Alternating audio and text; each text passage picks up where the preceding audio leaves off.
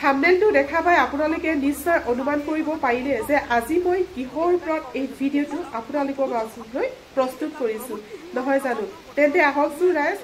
কি কথা কিয় এনেদৰে কৈছে সকলোখিনি আপোনালোকে মোৰ এই ভিডিঅ'টো গম পাব তেন্তে আহক ভিডিঅ'টো আপোনালোকৰ মাজলৈ আৰম্ভ কৰোঁ তাৰ পৰৱৰ্তী সময়ত আমাৰ দল গঠন হোৱাৰ পিছত আমি এই কথাটো ক'ব ভোট বেংক হয় হেতু কাৰণে কংগ্ৰেছক দি আছে না ক'ব দিয়ক আমাক গতিকে তাৰ পৰৱৰ্তী সময়ত আমাৰ দল গঠন হোৱাৰ পিছত আমিও এই কথাটো এতিয়ালৈকে কোৱা নাই যে আমিও কেতিয়াবা 50 বা 55% ওপৰত ভোট পাইছোঁ নাই পোৱা আমিও সেই 50-55 মাইনৰিটি কমিউনিটিৰ 50-55% ভোট পাইছোঁ এতিয়াও এক বুজন সংখ্যক লোক ভাৰতীয় জাতীয় কংগ্ৰেছ দলৰ লগত আছে কিন্তু আমাৰ প্ৰশ্ন হ'ল যে অসমৰ সংখ্যালঘু জনসাধাৰণৰ যি মূল সমস্যাসমূহ ভাৰতীয় জাতীয় কংগ্ৰেছ দলে ইমান দিন শাসনত থকাৰ পিছতো তেওঁলোকৰ এটা সমস্যাটো সমাধান নকৰিলে বৰঞ্চ তেওঁলোকে এই আমাৰ অসমৰ সংখ্যালঘু সমাজৰ যি বৃহত্তৰ অসমীয়া জাতিৰ লগত যি লীন হোৱা যি প্ৰক্ৰিয়া যে বৃহত্তৰ অসমীয়া জাতি গঠন প্ৰক্ৰিয়াৰ লগত যিদৰে তেওঁলোক জড়িত হ'ব বিচাৰে বিভিন্ন সময়ত ৰাজনৈতিকভাৱে এই প্ৰক্ৰিয়াটোক ভাৰতীয় জাতীয় কংগ্ৰেছ দলে তেওঁলোকৰ বিভিন্ন কৰ্মকাণ্ডৰ জৰিয়তে তেওঁলোকে স্থগিত কৰিছে আৰু তেওঁলোকে অকল ৰাজনৈতিক মুনাফা লাভৰ বাবে আজিৰ এই সমস্যাৰ ৰাজনীতি কৰিছে কংগ্ৰেছে আৰু এই ৰাজনীতি কৰি আজি যি উচ্ছেদৰ সমস্যা আজি আপুনি গোৱালপাৰাৰ উচ্ছেদৰ কথাটো কৈছে গোৱালপাৰাৰ উচ্ছেদত মুখ্যমন্ত্ৰী মহোদয়ে কি কৈছে যে এই মানুহখিনি বাগবৰ সমষ্টিৰ মানুহ কৈছে এই মানুহখিনি বাগবৰ বা জনীয়া সমষ্টিৰ ভোটাৰ তাত জনীয়া সমষ্টিৰ ভোটাৰ নাই তাত আছে বাগবৰ সমষ্টি আপুনি শুনিব যে আজিৰ যে নৱগঠিত যে চেঙা বিধানসভা সমষ্টি তাৰ যে 9টা পঞ্চায়ত প্ৰায় 1 লাখৰ অধিক ভোটাৰ আছে এক বৃহত্তৰ এক চৰাঞ্চল যি আগৰ বাগবৰ আৰু চেঙা মিলি আছিলে এই 9টা পঞ্চায়তৰ যি ভৌগোলিকভাৱে যে যোগাযোগৰ ব্যৱস্থা গোৱালপাৰা জিলাৰ লগত তেওঁলোক যদি বৰপেটা জিলাত আহিব লাগে তেওঁলোক 3 ঘণ্টা নাৱেদি আহিব লাগিব আৰু এই গাঁওসমূহ যেতিয়া নদীত যা গৈছে ইয়াৰে কিছু সংখ্যক মানুহ স্বাভাৱিকভাৱে তেওঁলোকৰ যি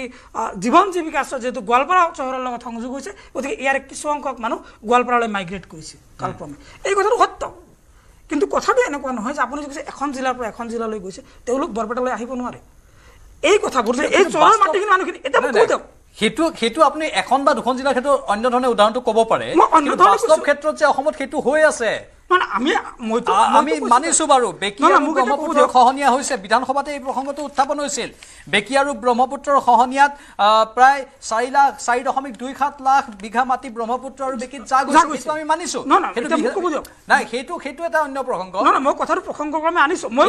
আপোনাৰ প্ৰসংগত আপোনাৰ কথাত আমি এটা বস্তু উমান পাইছো যে কংগ্ৰেছে এইসকল লোকক সংখ্যালঘু লোকক ভোট বেংক হিচাপে ব্যৱহাৰ কৰি আহিছে আজি বছৰ বছৰ ধৰি সেইটো এটা সত্য কথা আমি আহিছো আৰু 5 বছৰ বিচাৰিছে এই 5 বছৰত মুখ্যমন্ত্ৰীয়ে হয়তো বহুখিনি কৰাৰ পৰিকল্পনা কৰিছে আচলতে মই অগপ নেত্ৰীগৰাকীকে সুধিব বিচাৰিছোঁ ডাঙৰীয়ানী কিয় মুখ্যমন্ত্ৰীয়ে 5 বছৰ যে বিচাৰিছে আপুনি কি ভাবে 5 বছৰত কিবা ডাঙৰ পৰিৱৰ্তন হ'বনে নিশ্চয় তেখেতে যেটো এটা মিছন এটা লৈছে তো এইখিনি কথা খামুনি আনালে কাৰণ আজি 40টা বছৰৰ কথাই দুহাৰিছো যে আমি এটা আন্দোলনৰ যেটো থ্ৰৰে আমি অসম গণ পৰিষদ আহিছিল তাৰে আজি 40টা বছৰ হৈছে গৈ পেলে এইটো সময় ইমান দিহলীয়া সময়ত আমি কোনো বাট মানে কোনবা ফালে বাট খুলিলে কোনবা ফালে বন্ধ এনেকুৱাই হৈছিল কাৰণ আগেন আকৌ কংগ্ৰেছ চৰকাৰে আইনডিটি আইন 1983 কৰি পেলে আমাক পিছ আকৌ বান্ধি দিছিল যে আৰু সেই আইন বাতিল হোৱাৰ পিছতেই ইউডিএফৰ দলৰ জন্ম হৈছিল কাৰণ আকৌ এটা প্ৰটেকচনৰ কথা সো এতিয়া কথা হল আমাৰ কোনো ধৰণৰ সদিচ্ছা নোৱা ধৰণৰ কথা যে ৰাষ্ট্ৰ চৰকাৰ যি আছিল যে তেওঁলোকক উলিয়াই পঠিয়াই বা নে বাদ পোৱা নাই আইনগতভাৱে বা যিকোনো ধৰণৰ আন্তঃৰাষ্ট্ৰীয় কথা হয় হেতু দুখন দেশৰ মাজৰ গতিকে এই সকলো মানে এটা উপমুখিয়া হৈ পেলাই এটো এটা বিস্ফোৰণ হৈছে এতিয়া যেটো পৰিবেশ এই যে সময় এটো মানে এটা মূৰৰ ওপৰেৰে পানী যোৱা বুলি যে কয় হেখিনি পৰ্যায় পাইছো আহি আমাৰ অসমৰ এটা মানে আপুনি ক'ব বিচাৰিছে আৰু যদি অলপ সময় পায় তেনে আপোনালোকে যিখিনি ইমান দিনে কাম হোৱা নাই বিতৰণৰ ক্ষেত্ৰত সেইখিনি কাম আপোনালোকে হয়তো কৰিব পাৰিব নিশ্চয় মই আহিম আপোনাক এখন হেমাংগ ঠাকুৰীয়া ডাঙৰীয়া এতিয়া ভোট কাৰ কোনফালে যাব এই সকল লোকৰ পুনৰ সংযোগ বিচ্ছিন্ন হৈ গৈছে তেওঁৰ সৈতে আমি যোগাযোগ স্থাপন কৰিবলৈ আমাৰ নিয়ন্ত্ৰণ কক্ষক অনুৰোধ জনাম আপুনি আমাৰ জ্ঞানেন্দ্ৰ বৰ্মন ডাঙৰীয়া কিবা এটা বিশেষ বিন্দুত কথাখিনি ক'ব বিচাৰিছিল শেষত আপোনাৰ এটা পইণ্ট থাকি গৈছিল ইয়াৰ এটা সমাধান সূত্ৰ লাগে বুলি কৈছিলো আমি আপুনি শেষৰটো বিন্দু ক'বলৈ পাহৰি গ'ল বা থাকি গ'ল আপোনাৰ আকৌ এবাৰ আপোনাক মই দিছো আপুনি কক সেইখিনি কথা হয় মই ক'ব খুজিছো খিলঞ্জীয়া জাতিসত্তা ৰক্ষাৰ সুৰক্ষাৰ দৃষ্টিৰে এটা হৈছে আমি খিলঞ্জীয়া অৰ্থনীতি গঢ় দিব লাগিব আৰু এই যিখিনি মুৱা বা যিখিনি আমাৰ ওপৰত আগ্ৰাসন সৃষ্টি কৰিছে সেইসকলক আমি ইকনমিকেলি আমি বয়কট কৰিব লাগিব ইকনমিক বয়কট এটা অত্যন্ত গুৰুত্বপূৰ্ণ দিশ হ'ব পাৰে আৰু এই অসমৰ চৰঞ্চলত এই মিয়াকবি গেঙৰ এক্টিভিটি অব্যাহত আছে আৰু তেওঁলোকে চৰঞ্চলত এটা সেপাৰেটিষ্ট ইছলামিক আইডেন্টিটি গঢ় দিয়াৰ কাম কৰি আছে বিদেশৰ জাৰ্নেলতো গৈ পেলাই তেওঁলোকে সেই নেৰেটিভ ডেভেলপ কৰি আছে আমি খবৰ ৰাখিছোঁ গতিকে এই কথাটো ডিছমেণ্টেল কৰিব লাগে নহ'লে ইয়ে আহি থকা সময়ত আকৌ নতুন ভয়াৱহতাৰ সৃষ্টি কৰিব আজি যিবিলাক ঠাইত আমাৰ খিলঞ্জীয়াৰ সংখ্যালঘু হৈ গ'ল সেই ঠাইবিলাকত দেখিব জীয়ৰীবিলাক সুৰক্ষিত নহয় জীয়ৰীবিলাক লাভ জেহাদৰ বলি হৈছে মই নিজে কেইবাগৰাকীও ছোৱালী উদ্ধাৰ কৰিছোঁ মই জানো সেইকাৰণে লাভ জেহাদৰ বিৰুদ্ধেও চৰকাৰে শক্তিশালী আইন বনাব লাগিব চৰকাৰে ইচ্ছাশক্তি দেখুৱাব লাগিব গতিকে মই ভাবোঁ কেইবাতৰপীয়া কেইবা দিশৰ পৰা ব্যৱস্থা ল'ব লাগিব জাতিটোক সুৰক্ষা কৱচ পিন্ধাবলৈ ধন্যবাদ আপুনি লাইনত থাকিব আমাৰ সৈতে মই অনিতা দেৱী ডাঙৰীয়ানী আপোনাক সুধিছোঁ উচ্ছেদ অভিযানে আপুনি ভাবে নেকি বিজেপিক কিবা সহায় কৰিব বুলি হয় নিশ্চয় বিজেপি দলে যি উচ্ছেদ কাৰ্য চলাইছে তেওঁলোকে নিশ্চয় তেওঁলোকৰ ৰাজনীতিত সহায় হ'ব বুলি ভাবিয়ে তেওঁলোকে এই পদক্ষেপটো হাতত লৈছে আৰু আপুনি যি অলপ আগতে মই সেইটো প্ৰশ্নৰ উত্তৰ দিয়া নহ'ল সামগুৰি যি প্ৰসংগটো আনিছিল সামগুৰিত ঠিক আছে যদিহে সন্দেহযুক্ত কোনোবা নাগৰিক আছে তাত পৰৱৰ্তী পৰ্যায়ত সেইটো সমষ্টিৰ পৰা বিজেপি জয়যুক্ত হৈছিলে গতিকে ভোট বেংকৰ কথাটো আহিলে নিশ্চয় তেওঁলোকে কেনেকৈ জয়যুক্ত হ'ব পাৰিলে যদিহে সেইটো কংগ্ৰেছৰ ভোট বেংক বুলি ধৰা হয় সামগুৰি সমষ্টিৰ পৰাতো বিজেপি প্ৰাৰ্থীজনে জয়যুক্ত হৈ আহিছিলে গতিকে এইবোৰ ক্ষেত্ৰত চাব লাগিব যে আমি কোৱা নাই যে বিজেপিয়ে এই খিলঞ্জীয়া যিটো মানে উচ্ছেদক লৈ পেলাই তেওঁলোকে যিটো ৰাজনীতি কৰিছে সেইটো লৈ পেলাই তেওঁলোকে সঠিক দিশত আগবাঢ়িছে যে তেওঁলোকে পৰৱৰ্তী যিবিলাক আমাৰ ৰাইজৰ যিখিনি মানে মূল সমস্যা সেই সমস্যাবোৰৰ পৰা তেওঁলোকে ৰাইজক আঁতৰাই আনিছে হেমাংগ ঠাকুৰীয়া ডাঙৰীয়া এতিয়া ৰাইজৰ মূল সমস্যাবোৰৰ পৰা আপোনালোকে হেনো আঁতৰাই আনিছে কিন্তু পুনৰ সেই কথাটো যে এই উচ্ছেদে বিজেপিক কিবা প্ৰকাৰে সহায় কৰিব নেকি ২৬ৰ নিৰ্বাচনত প্ৰাঞ্জল ভাৰতীয় জনতা পাৰ্টি বিগত যিমানটা ৯টা নিৰ্বাচন হৈ গৈছে ২০২১ৰ পিছত ৯টা নিৰ্বাচন হৈছে এই ৯টা নিৰ্বাচনতে ভাৰতীয় জনতা পাৰ্টিৰ লগতে এনডিএ হিচাপে অসম গণ পৰিষদ হওক ইউপিপিএল হওক আমাৰ যি মিত্ৰতা এনডিএ হিচাপে আমি ভাৰতীয় জনতা পাৰ্টি এই ৯টা নিৰ্বাচনতে বৃহৎ বিজয় লাভ কৰিবলৈ আমি সক্ষম হৈছোঁ বিগত যি লোকসভা নিৰ্বাচন আছে তাত আমি ১১খন আসন এনডিএ হিচাপে পাইছোঁ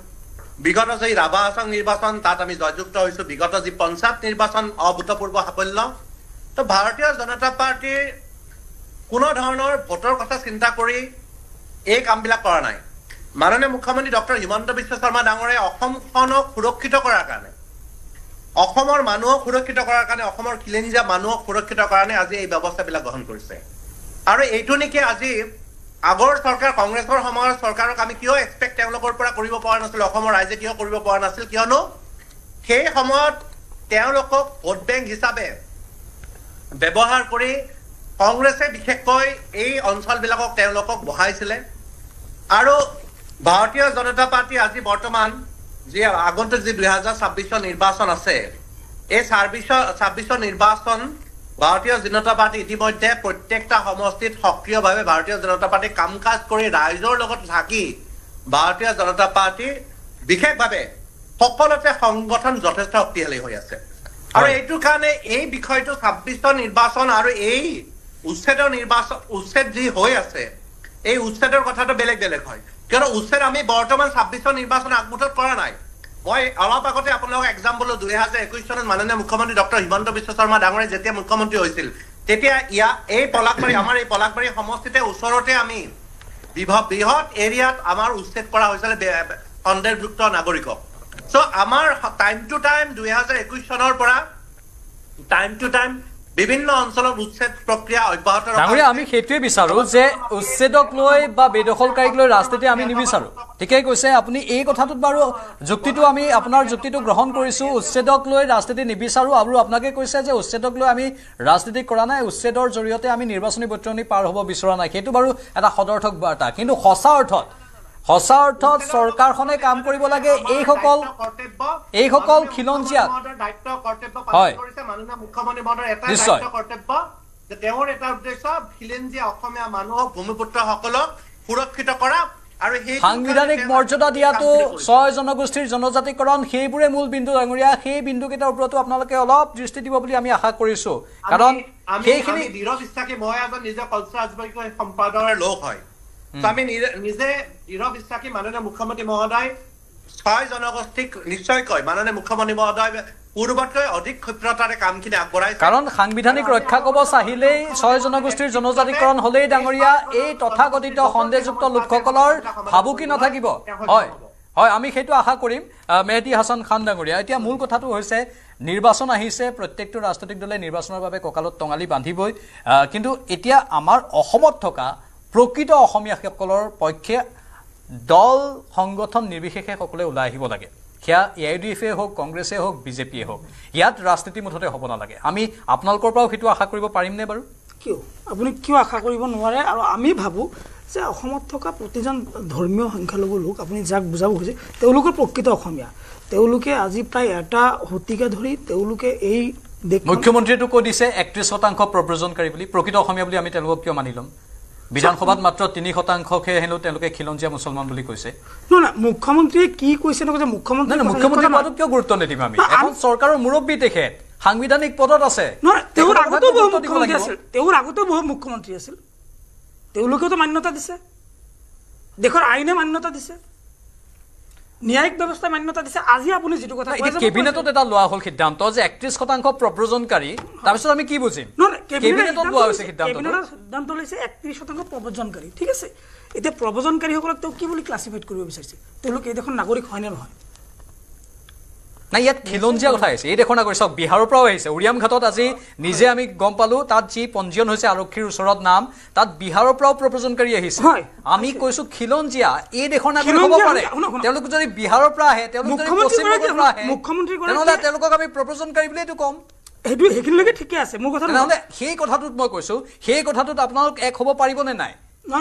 থলুৱা আমাৰ খিলঞ্জীয়াৰ স্বাৰ্থত এক হ'ব পাৰিবনে নাই AIUDF কংগ্ৰেছ নহয় আপুনি মোৰ কথাটো শুনক মুখ্যমন্ত্ৰী ডাঙৰীয়া যি কৈছে 31% মানুহ প্ৰব্ৰজনকাৰী এই মানুহখিনি আনডিভাইডেড ইণ্ডিয়াৰ মাইগ্ৰেশ্যন হৈছিল আনডিভাইডেড ইণ্ডিয়াৰ টাইমত মাইগ্ৰেশ্যন কৰিছে জ্ঞানেন্দ্ৰ বৰ্মন ডাঙৰীয়াই ভালকৈ জানিব আৰু 71ৰ পিছত হোৱা যিখিনি প্ৰতিজন নাগৰিক তেওঁলোককতো দেশৰ এতিয়াতো আপুনি NRC হ'ল তাৰ আগতেতো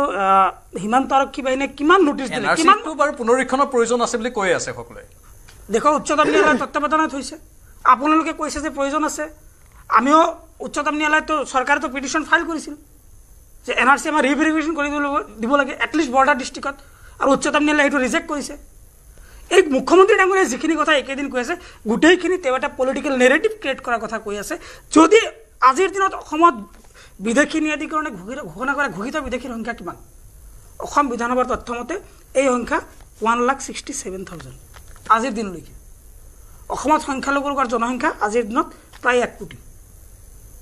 আপুনি দেশৰ ন্যায়িক ব্যৱস্থাৰ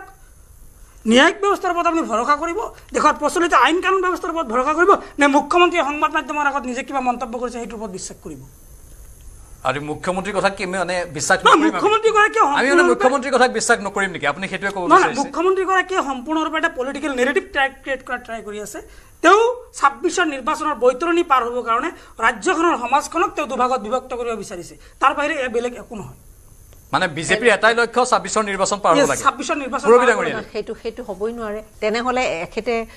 যি কথা কৈ আছে সেইটো অৰ্থ এনেকুৱা হ'ল ইয়াত কোনো বহিৰাগত নাই কোনো বাংলাদেশীয়ে নাই একেটা ভাষ্য হিচাপত মইতো ক'লো যে ন্যায়াধিকৰণে 1 লাখৰ সংখ্যা এটা তেওঁ দিছে হয় মুখ্যমন্ত্ৰী কৈছে 1 কোটিয়ে প্ৰব্ৰজনকাৰী তেওঁলোকৰ গোচৰসমূহ এতিয়া তেওঁলোকক বিদেশী ন্যায়াধিকৰণে মানে ঘোষিত কৰা বিদেশীৰ সংখ্যা 1,67,000 আৰু ইয়াৰে বহুজনে ইতিমধ্যে তেওঁলোকৰ ৰায়দানৰ বিৰুদ্ধে উচ্চ ন্যায়ালয় বা উচ্চতম ন্যায়ালয়ত তেওঁলোকৰ আবেদন চলি আছে মানে ঘূৰি ঘূৰি আমি সেইটোতে পালোহি বিন্দুত যে এইবোৰ ৰাজনীতিয়ে ৰাজনীতি নহয়, এইটো এটা আমাৰ জ্বলন্ত সমস্যা। আৰু যদিহে অসমৰ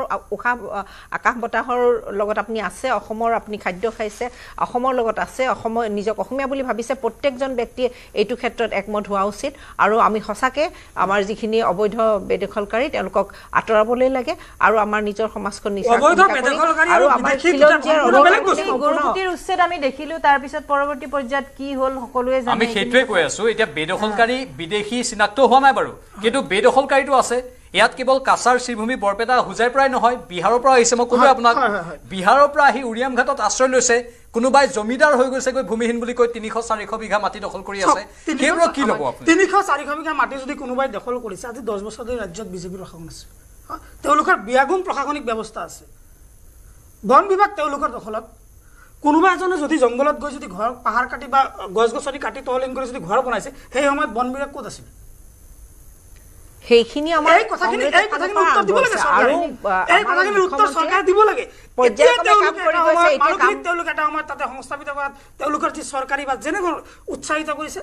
এতিয়া তেওঁলোকে পৰৱৰ্তী সময়ত ৰাজনৈতিক মুনাফা আদায় কৰাৰ স্বাৰ্থত এতিয়া তেওঁলোকে উচ্ছেদৰ কথাটো কৈ আছে। এতিয়াতো যি উচ্ছেদ হৈ আছে প্ৰত্যেকটো ঘটনাই তেওঁলোকে এটা অসমৰ মুখ্যমন্ত্ৰী ডাঙৰীয়াই এটা পলিটিকেল নেৰেটিভ ক্ৰিয়েট কৰিব বিচাৰিছে আৰু অসমৰ সমাজখনক দুভাগত বিভক্ত কৰাৰ কাৰণে চেষ্টা কৰিছে। এতিয়া বিৰোধীয়ে কৈ আছে নেৰেটিভ সৃষ্টি কৰিবলৈ চেষ্টা কৰিছে, বিজেপিয়ে কৈ আছে আমি খিলঞ্জীয়াৰ অধিকাৰ ৰক্ষা কৰিবলৈ চেষ্টা কৰিছোঁ। মুঠতে দুয়ো পক্ষৰ দুই মত। মুঠতে এই গৰম পৰিৱেশক লৈ নিৰ্বাচনী ৰাজনীতিটো আৰম্ভ হৈ গৈছে। এতিয়া 2024 নিৰ্বাচনী ৰণখনো লক্ষণীয় হ'ব। আমাৰ প্ৰতিদিনে অনুষ্ঠান চলি থাকিব আৰু প্ৰতিটো অনুষ্ঠানতে আমি ভিতৰুৱা তথ্যবোৰ ফাদিল কৰি থাকিবলৈ চেষ্টা কৰি থাকিম। বিদায় লৈছোঁ, আপোনালোকক সকলোকে ধন্যবাদ জনাইছোঁ।